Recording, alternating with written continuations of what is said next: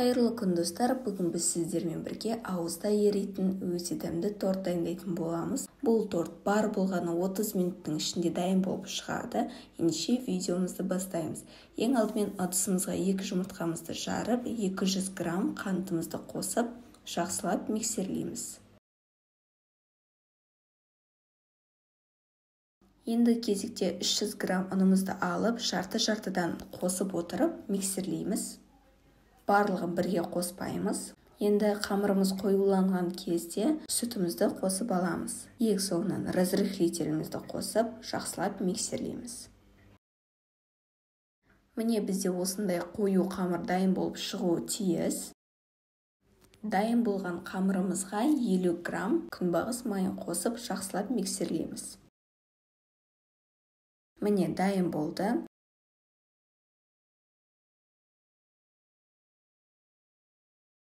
Енді пергаментімізді алып, оған форманың көмегімен немесе дөңгелек етіп, қамырымызды жайып шығамыз. Міне осындай дөңгелек формада қамырымыз дайын болады. Корждарымызды дайындап алғаннан кейін духовкамызды 180-200 градусқа қыздырып, корждарымызды пісіріп бастаймыз. Корж жіңішке болғандықтан өте тез піседі. Бар болғаны 4-5 минуттай.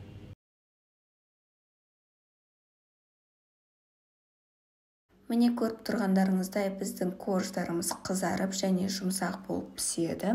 Басқа корждардың барлығы суығанша енді креміне кірісейік. Кремін дайындау үшін бізге сары май және сгущенка керек болады. Ең алдымен еріп тұрған сары майымызды ыдысымызға салып, жақсылап еземіз. Барлығын жақсылап езіп болғаннан кейін сгущенкамызды қосамыз. Барлығын жақсылап араластырамыз және бізде осындай сұйық крем дайын болып шығады. Корждарымыз суығаннан кейін тортымызды жинап бастаймыз. Коржымызды саламыз. 2-3 қасық кремімізді салып, жақсылап жинап бастаймыз.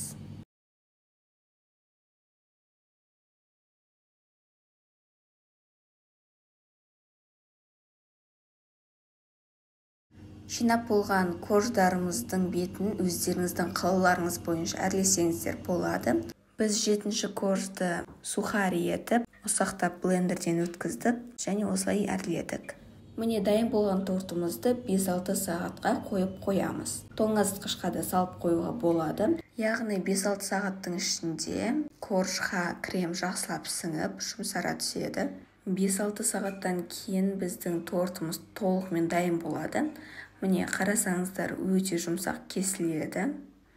Дәмі де тіл үйіреді. Міндетті түрде дайындап көріңіздер. Бұны таңғы асқа, шаймен ішкенге өте тез дайын болатын торттардың бірі. Және бұл видео сіздерге ұнаса лайк басып, каналға тіркеліп, комментарий қалдыруды ұмытпаймыз.